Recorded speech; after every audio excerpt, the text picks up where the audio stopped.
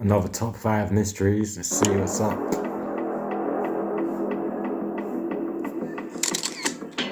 Sometimes when a person disappears, it makes sense. When people run away, accidents happen, or there's at least a trail of evidence. But then there are cases that leave you staring at the facts, realizing they don't add up. That's exactly what we're looking at today. Welcome to Scary Mysteries, guys. Here are 5 people who vanished under impossible circumstances. Number 5, Stephen Kocher. In December of 2009, 30-year-old man named Stephen Kocher set out on a simple, routine drive. And Stephen was a normal, church-going guy, responsible, close to his family. But within days, he would vanish under circumstances so bizarre that none of us will probably ever get to the bottom of this case. But we'll give it a shot right now. Yeah, we're gonna solve this one today, boys. We're gonna fucking solve it. let's hear all the information. Now, Stephen was born in Amarillo, Texas, but by 2009 he was living in St. George, Utah. He was a devout member of the Latter-day Saints Church, never married, no children, and he lived a fairly modest life. Lately, though, money had been tight. He was working odd jobs and struggling to get the rent paid on time. The friends and family said he never complained, though, but they could tell the stress was weighing on him. On December 12, Stephen told his landlord he was headed out of town to visit family for the holidays. Unfortunately, that was the last straightforward thing he ever did. What is going on with the date? December 12th, 2109. The fuck? No wonder he disappeared. The next day, his white Chevy Cavalier turned up in an upscale Henderson, Nevada neighborhood, more than 100 miles from where he lived, also in the complete opposite direction of where his family lived in Texas. Neighbors later noticed it parked near a cul-de-sac lined with tidy beige stucco homes. It wasn't out of place exactly, but what Stephen was doing there remains a mystery. Surveillance footage from a nearby house captured Stephen walking purposefully up the street that morning. He wasn't running and he didn't look lost or distressed. He carried nothing with him, no bag or phone in hand. He just walked out of frame and after that was never seen again. This person walks with purpose, right? What was that reason why he was there? Why would you be going to Henderson, Nevada on a Sunday at noon? What makes this case so eerie really is the sheer lack of answers. Inside his car, he had Christmas gifts, a wrapped tin of cookies, and his church materials. His cell phone, which last pinged near the same Henderson neighborhood, went silent soon after. Police found no evidence of a struggle in the area, and no neighbors reported anything suspicious at all. And yet, Stephen never came back for his car. He never touched his bank account and never contacted friends or his family ever again. His life stopped dead in that cul-de-sac. So, what happened? Well, one theory is that Stephen drove to Henderson for a job opportunity. And we know he'd been searching for work, driving around to various towns. This is what I was just thinking, but I was thinking slightly differently. I feel like I know that this video is making him out to be like a really good dude. But I've got a feeling that he was up to no good. Obviously, the only information I've got is what we've just seen in this video. So I've got nothing to base that on. But I feel like he was up to no good. Why is he going to some random place in the middle of nowhere? I feel like he was doing something dodgy, and it went sideways, and maybe he died. Did you just hear my dog? She's trying to catch flies. She's crazy. It's alright, just chill, buddy. Yeah, I reckon that he was probably... What if he was doing like some crazy drug deal or something? Bad Boys 2 style. And then fucking, it went bad. And he got killed. or something else. It might not have been a drug deal. Who knows? Or maybe he was just there randomly and he got robbed and something went bad and he got killed. I don't know. But it's weird that he went to some random place, got out the car, he knew where he was and where he was going. He had somewhere to be. I don't know, man. Or it could be like the video says, maybe he was going for a job interview. But why would you go to a job interview at a random housing estate? It wasn't a housing estate. In the UK, you'd probably call it a housing estate, but it was like a little cul-de-sac, he said. I don't know, this one's weird. It's possible he was lured there under false pretenses. Others believe he may have gotten involved with someone secretly, maybe even romantically, and that led to foul play, but there's no real evidence to confirm it. But he was walking with purpose, like he had somewhere to go. Then there are the darker possibilities. Some investigators think he may have been the victim of a random crime, robbery, abduction, even a targeted attack. But again, no body, no witness. The things that don't make sense about that is, though, what was he doing there? I mean, he went there himself. So, what was the purpose of him being there? It's two different mysteries, all in one. I think if you can figure out what he was doing there, you'll be a lot closer to figuring out what happened to him, obviously, I guess. They should check the area. What else is in the area? Is he going to tell us more information? Says no trail. Plus, that doesn't really answer why he walked off all alone. Before I became a dad, I realized I can't just keep ignoring my pension because it wasn't just my future anymore. Like most people, I had a bunch of pensions scattered. This one's really Plus, interesting. that doesn't really answer why he walked off all alone. Or could he have decided to leave this earth on his own accord? That, too, is always a possibility. That is something I didn't think about. That makes sense, right? You go in the middle of nowhere, walk off somewhere, even more in the middle of nowhere. Maybe. I think either that or it was an accidental, like, robbery gone wrong. My dog's so crazy, bro. She's so crazy. I wish she would just chill out sometimes. She's a nutcase. But there was no note. The gifts he left behind suggest he planned to go see his family. As a devout LDS member, that would have gone against his beliefs too. His family strongly rejects this idea. And if that were the case, why a random cul-de-sac in Nevada?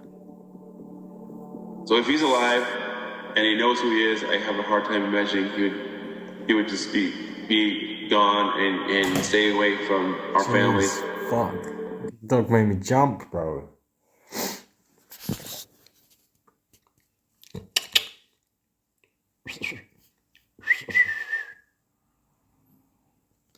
Anyway, do you know what I just thought? Which makes sense to me. What if he just wanted to go for a walk? Like, obviously the desert in Nevada, I don't know what it's like, but it must be a decent walk.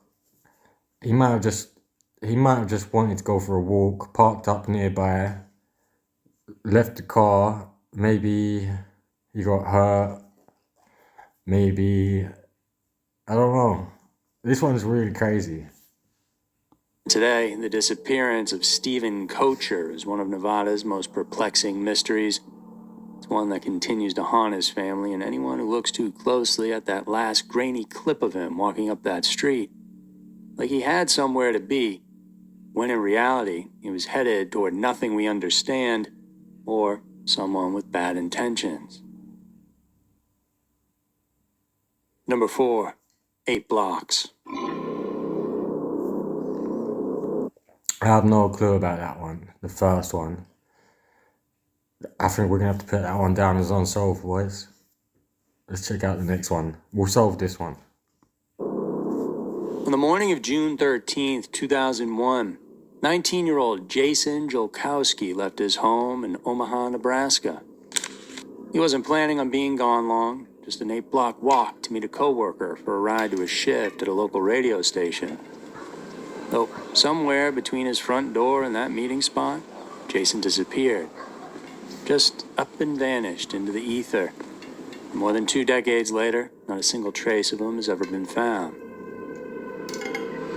And Jason was quiet, polite, and deeply into broadcasting. People who knew him well described him as dependable, maybe even a little shy, but not without a solid, dry sense of humor. He lived at home with his parents at the time, John and Kelly, while attending community college. And no one who knew him was worried about him headed to work that Wednesday. It was just a normal summer day. That morning, Jason's car was in the shop, so he had arranged for a coworker to pick him up at a nearby high school parking lot. It was only a half mile from his house, a walk that should have taken about 10 minutes. Around 10:45 a.m., Jason left home wearing black slacks, a blue Cubs t-shirt, and carrying his work bag. He never made it to that high school. The last confirmed sighting of the teen came from neighbors who saw him doing a simple chore that morning, bringing the garbage cans up the driveway to help out his parents. He waved at them, gave a smile, and that was it. No one else saw him on his walk. At least, no one came forward to say so. And no one reported hearing a struggle of any sort. No one saw a vehicle stopped on the side of the road. It was broad daylight in a residential neighborhood, and Jason simply vanished. His coworker waited at that high school, scanning the parking lot for Jason. Minutes ticked by, but he never showed up. Eventually, that coworker left, assuming maybe the plans had fallen through. At work, his absence was brushed off. Maybe he just missed his ride, but when Jason never came home that night, truth sank in. Something was very wrong. By sundown, police were involved, yet there was nothing to go on. No bag or wallet, no torn clothing left behind. And they walked back and forth along the route he would have taken, even potential alternate routes, looking for anything. In the days that followed, detectives tracked his bank account and credit card, but none of that was ever touched.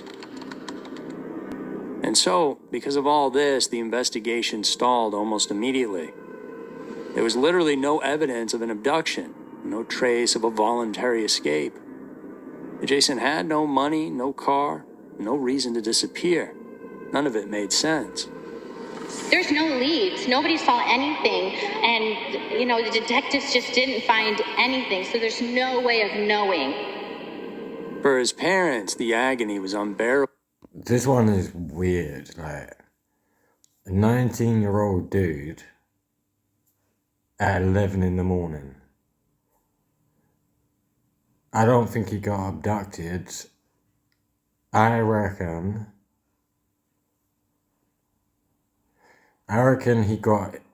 someone hit him with a car.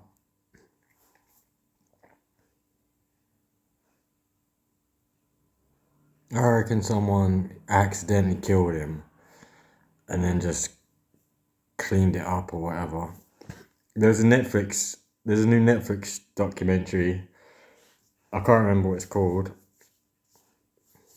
Let me check quickly. But it's basically what I'm saying I think happened to him. These two brothers. Accident years before his disappearance. These two brothers were driving along the road one night in Wales, and they were driving a van, and they were drunk. I think they were drunk, and they were coming back early hours of the morning from the party or whatever they'd been to, and they ran into this guy, knocked him off his bike. They said the guy was dying, and I can't remember if they killed him or not, but they buried him anyway.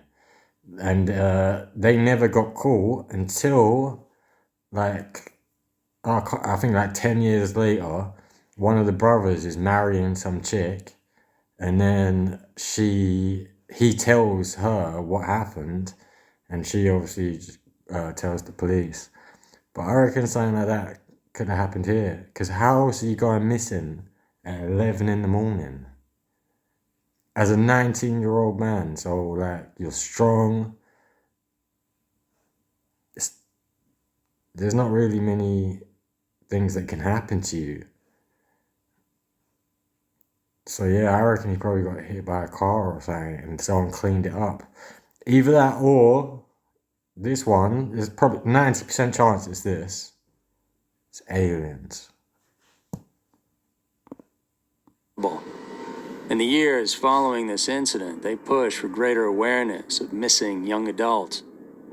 That effort turned into Project Jason, a nonprofit dedicated to helping families of the missing. While the organization closed in 2016, its impact in spreading resources and awareness was profound. Over time, theories about Jason... If you was wondering, that documentary, it's called Should I Marry a Murderer? Check it out if you ain't seen it, it's pretty good. disappearance have circulated, though in the end they're just speculation. One person's guess is as good as another's. And some people say he may have been targeted by somebody in the neighborhood and caught off guard in that short walk. Right, so in today's video, I'm going to be reviewing the Luba 3, which is Momotion's brand new flagship The what? robot lawnmower. The And Luba it's safe 3? to say that this little machine here is an absolute beast. It's Okay, packed buddy. I don't know what Off you're guard in saying. that short walk.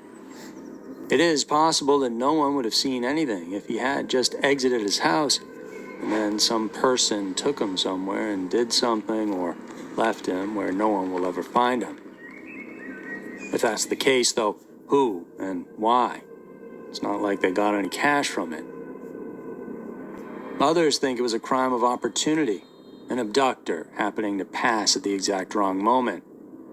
And maybe he was hit by a vehicle. But if that's the case, then they picked him up and took him with them. Otherwise, police would have found the body. And so, in the end, no one really knows, and that's what makes... I don't think he got abducted. Like, I can't see that. And why? Now, why would he get abducted, bro? I don't think so. I think he got hit by a car. this case so messed up. It's so simple and yet so mysterious. Jason didn't vanish in a remote forest or on a late-night drive. He disappeared in broad daylight, on a route he'd walked countless times, in a neighborhood where people knew his face, and nobody saw a thing. Number 3, Ben McDaniel.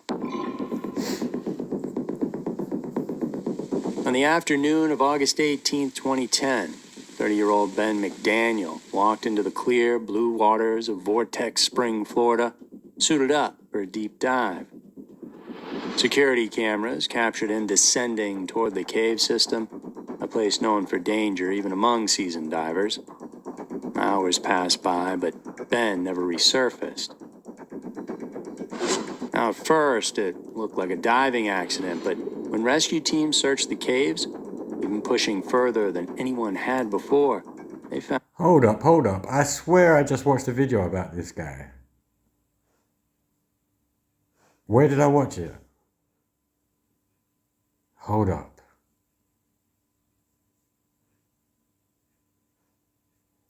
I've got two stories in my head.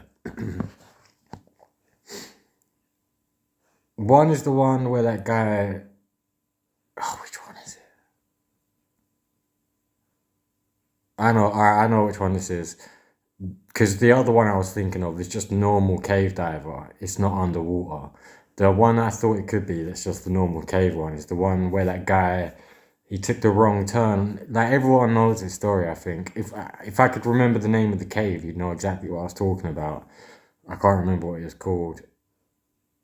But I remember the name of the tunnel that he was in. It was called the Birth Canal. And, yeah, he took a wrong turn down the Birth Canal, I think. And he ended up going upside down and being stuck upside down in in a tiny little gap. And rescue teams couldn't even pull him out because of all the angles and stuff, and he ended up dying. That's not this guy. I think I remember this guy. Let me think. I think he was going through a divorce. He was broke, and he was in debt. And his parents let him stay at like their beach cabin or some shit. And he started diving at this cave for a period of time. Everybody knew him there. And then eventually, in this cave, there's a part that's locked off that you're not allowed to go down. And there's a warning sign that says, you're not allowed past this point. And if you go past this point, you will probably die. And one night he was like, yo, fuck that sign, bitch. And I think 2 of the workers even unlocked the gate for him so that he could go in there. And yeah, basically he went in and was never seen again. And people have gone, like rescue teams have gone in there and they haven't found his body. And they said, I think one of the rescue guys said, I went in as far as anyone can go and I didn't find him, or some shit like that. So anyway, now that I've told you the entire story, let's fucking watch it. No sign of him. There's no body or gear, nothing at all. That's when Ben's disappearance turned from just tragedy into a mystery. I poked in every nook and cranny that I could find. I do not think he's in that cave. Ben was from Collierville, Tennessee. His life in many ways had been marked by struggle. His younger brother Paul had died in 2008 from a stroke, and the grief weighed heavily on Ben and his family. And he was also going through a divorce and trying to figure out his future. And that summer, he moved into his parents' beach house in Florida, using the time to reset. Diving had become his way to escape. Now, Vortex Spring was both a popular dive site and a notorious one. The limestone cave system ran deep underground, twisting into passages that had claimed more than a dozen lives before Ben ever arrived. A steel gate blocked entry beyond the safe zone, and only certified cave divers had keys. And Ben wasn't certified. He had self-taught himself to cave dive, which may not be the safest thing in the world to do. He wasn't certified with the cave diving, but knew exactly what he should and shouldn't do. So you're telling me I can straighten my teeth in as little as 4 to 6 months from just £38? Shouldn't do. In the weeks leading up to his disappearance, other divers reported seeing him practicing in the caves, even making it past the gate when others left it unlocked. And he'd been warned repeatedly about the risks, but... Is that the actual gate? Because, brother, what are you trying to stop? He pushed forward anyway. On August 18th, witnesses saw him prepping for a late afternoon dive. He chatted briefly with staff and then descended. When he didn't come back up, alarms went off. His truck was still in the parking lot. Inside were his wallet, phone, and a notebook filled with personal thoughts. On the seat lay a map of the cave system he'd drawn himself. Recovery divers searched for days. They explored every reachable passage, even squeezing into tight, dangerous tunnels. Some nearly lost their lives while trying to find him, but there was nothing. No sign of Ben's body or any equipment tangled in the cave. And so at this point, you might be thinking, well, he was swept out to sea. The currents got him. But that's not possible. Vortex Spring, you see, isn't connected to the ocean. It's a freshwater spring with crystal clear waters. That's part of the reason people love going into it. You can see everything. And the water within it flows from an underground aquifer, not a tidal inlet. And there's no path for a diver or a body to be swept out into the Gulf of Mexico or the Atlantic.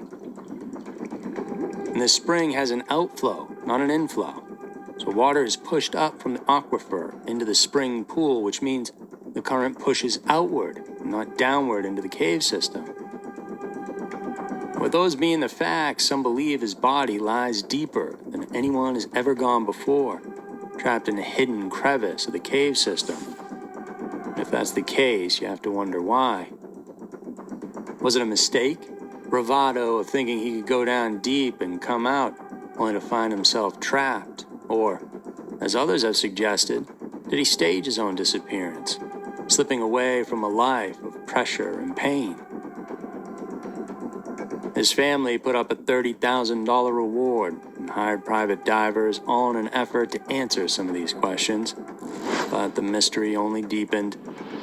One expert cave diver who went further than anyone else ever had said simply, "If he was down there, I'd have found him."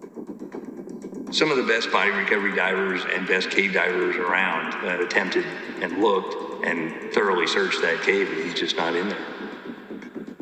And today, more than a decade later, the disappearance of Ben McDaniel remains unsolved. He walked into the water at Vortex Spring and never came back out. Did the cave really claim him, or did something else happen entirely? Listen, I think I've solved it. This is going to be a hot take. But I'm like 100%. I think that he drowned. Listen, I'm not even trying to be funny. R.I.P. It sucks, bro.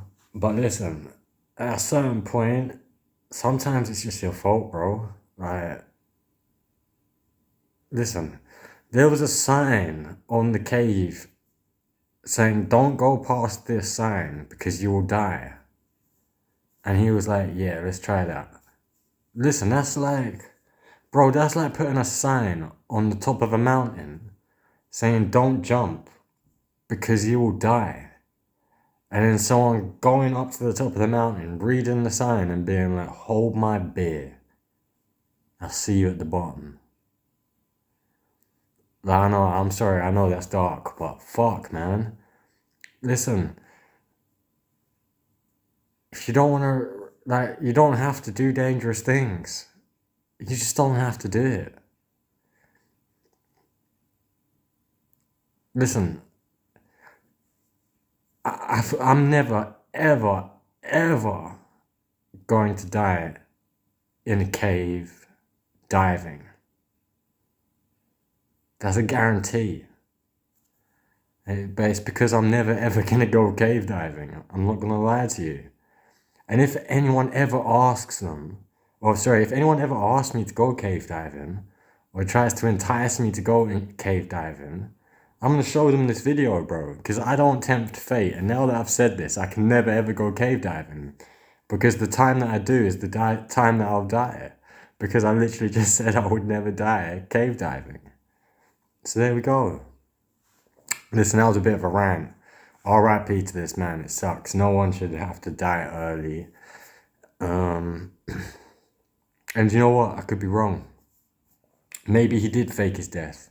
Maybe he's out there living life in Hawaii right now on the beach, in the sun, drinking his beer. You know? Hopefully. But yeah, I think he probably drowned. I do think he drowned. Let's see what's up next. Number 2, the mystery of Rebecca Corium. Cruise ships are essentially floating resorts, and they're supposed to be places where people can escape to when they're looking for a little R&R.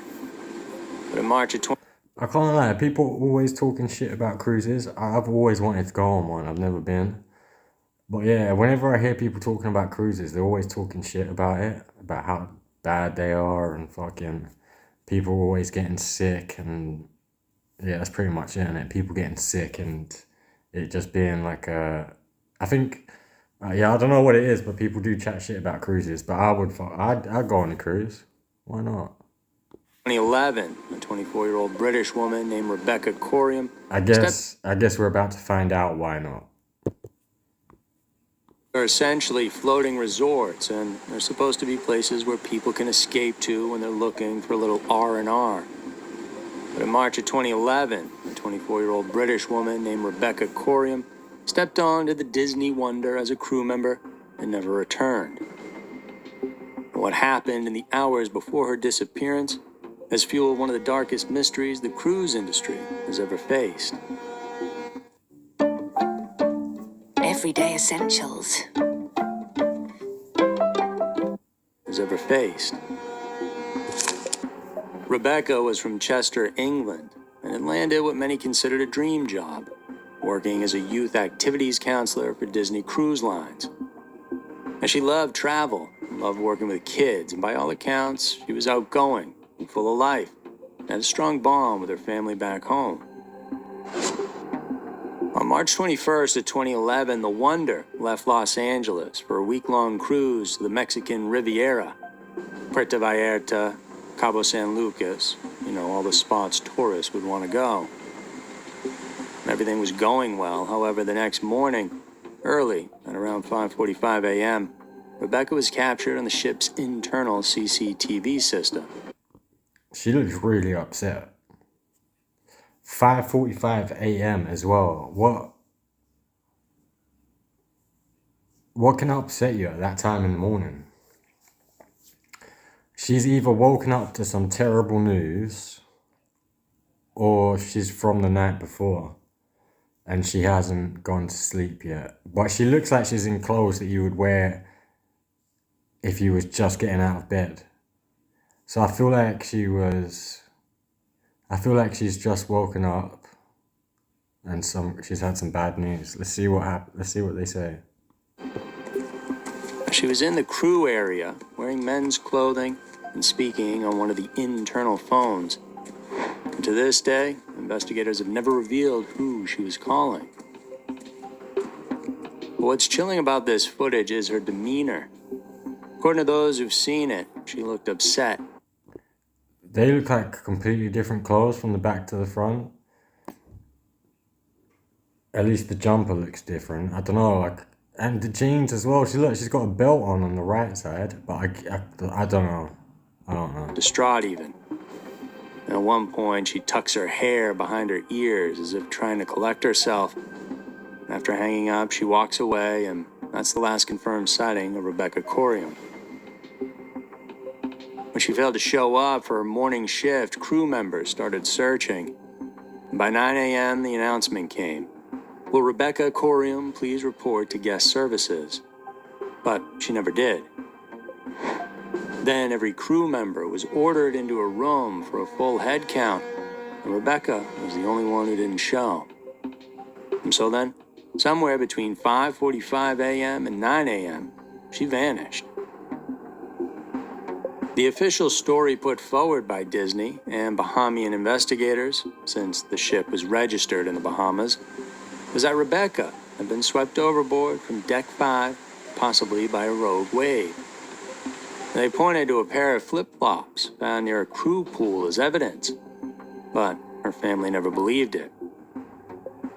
And for one, those flip-flops weren't even hers. They were too big, and crewmates later said they recognized them as belonging to somebody else. More importantly, Deck 5 wasn't a place she would normally go at that hour. And if she had, the railings were high, and the seas that day, they were calm. In other words, to be swept overboard would have been almost impossible. Adding to the suspicion was Disney's handling of the whole case. The Bahamian investigator assigned, he only spent a single day on the ship. Rebecca's family was then flown out to see the Wonder with their own eyes in Los Angeles, but Disney kept them heavily restricted, escorted, of course, at all times. And they were also not shown that CCTV footage right away. And crew members were reportedly warned not to speak about what happened. So Disney could keep up its squeaky clean image. Wait, why is Disney acting so shady?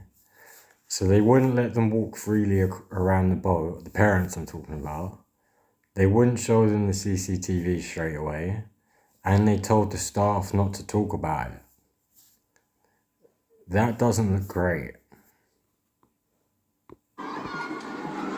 Other troubling details emerged from there.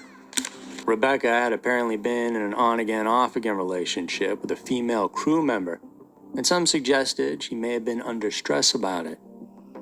Others believe she may have witnessed or been involved in something she wasn't supposed to see. So, somebody got rid of her. Now, to this day, no body has ever been recovered, and no one has put together the full story of what exactly happened. If you ask her family, well, they're convinced there's a cover-up going on. We automatically assumed as well that the authorities would get on board the ship when it docked, but they didn't. It's not their jurisdiction. That's when we started thinking, what's something not right here? And then we started realising it comes under flags of convenience and where the ship is registered. And the truth is that cruise ships sail under what some call flags of convenience, often registered in countries with lax oversight. When a crime or disappearance happens at sea, jurisdiction becomes murky, and investigations can be shallow at best. And no one knows who really is in charge, and no jurisdiction wants the stress to fall on them. In the case of Rebecca Corium, it's a devastating example of this. For her family, the uncertainty is torture, and for the rest of us, Rebecca's disappearance stands as a reminder that sometimes, even in the happiest places on earth, well, darkness lurks just out of sight.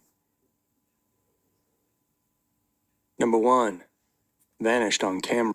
The only thing I can think of is that maybe her and her girlfriend was arguing and she just pushed her off the edge. It's a bit far-fetched though, isn't it?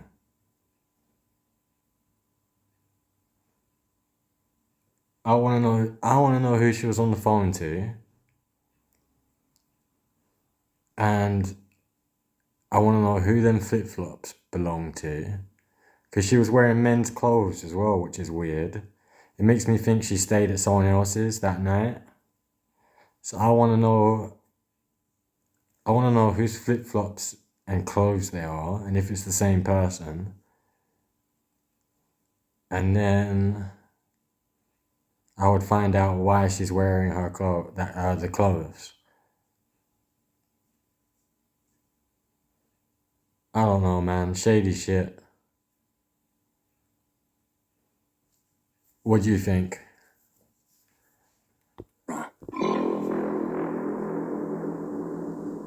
On April 1st, 2006, 27-year-old med student Brian Schaefer went out for a night of drinks in Columbus, Ohio. The bars were packed because spring break was starting, and Brian was in good spirits. Cameras recorded him entering the Ugly Tuna Saloona, a second-floor campus bar in the heart of the University District. Hours later, as the crowd thinned and the night ended, Brian was gone.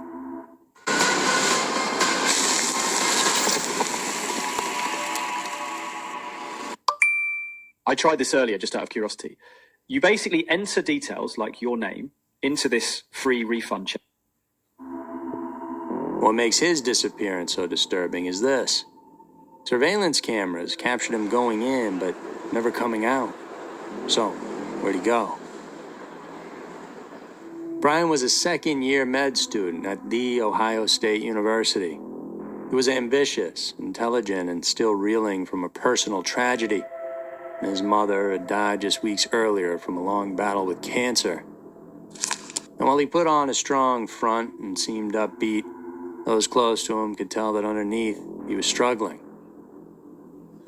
That Friday night, his roommate and close friend, Clint Florence, convinced him to go out as a way to help him cope. They hit a few bars, drank, and eventually made their way to the Ugly Tuna around 9 p.m. And throughout the night, cameras caught Brian on the balcony with friends, later chatting with two young women near closing time. At 1:55 a.m., he re-entered the bar with them through the main entrance, and that was the last confirmed sighting of him. When the bar closed and the lights came up, Brian didn't leave with anyone. He didn't even leave as far as anyone could tell. He just disappeared.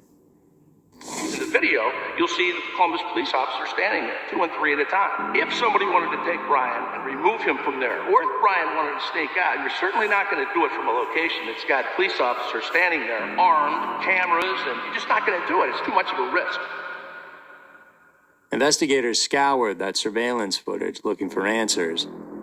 The Ugly Tuna's main entrance was under constant video coverage, and so everyone who entered and left that night was accounted for except Brian. There were only 2 other exits, a service door at the back, which led into a hard-to-navigate construction site filled with fencing and security measures, and a freight elevator. And both routes would have been difficult and dangerous, especially for someone who'd been drinking. Still, if Brian had left through the front door, the cameras would have caught it, and they didn't. At first, police considered whether he staged his own disappearance, but Brian left behind his wallet, his car, and his bank accounts, all untouched since that night. He was also planning a spring break trip to Miami with his girlfriend Alexis. He'd even bought tickets and was excited about it. Who wouldn't be? It was spring break. So nothing suggested he wanted to vanish. And then came the darker theories.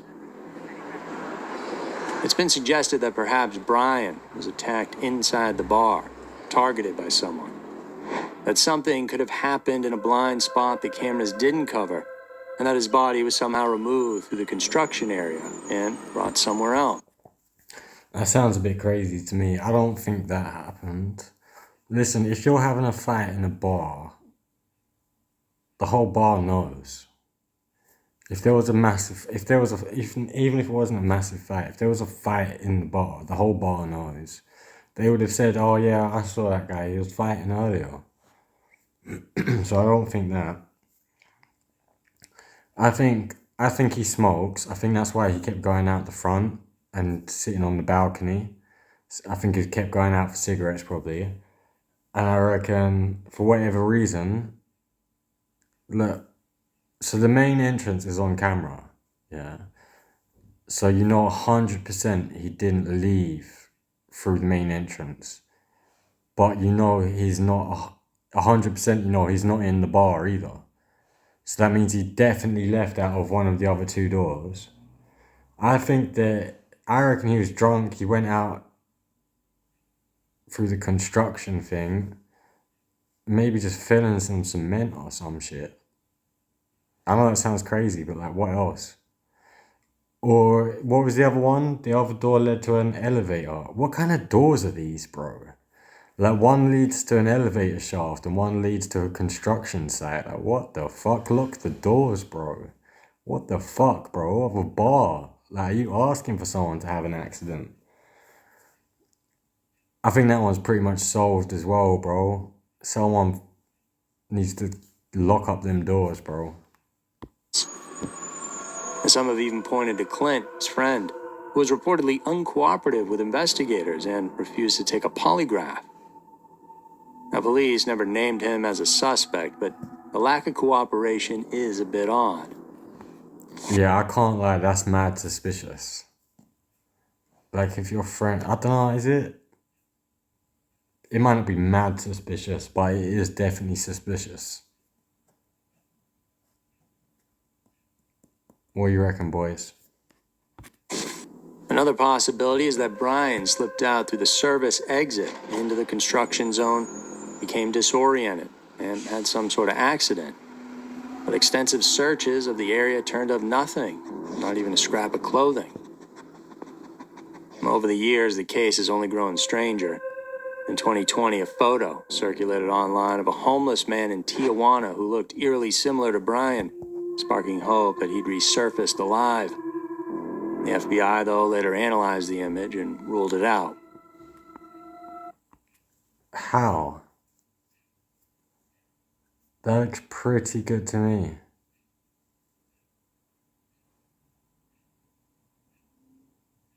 I don't know, man. So currently, the disappearance of Brian Schaefer remains one of the strangest unsolved cases in all of Ohio. A young man walks into a bar with cameras rolling and never walks out. No evidence that anything bad happened, just a single unanswered question that haunts everyone who's looked at this case. Where did Brian go?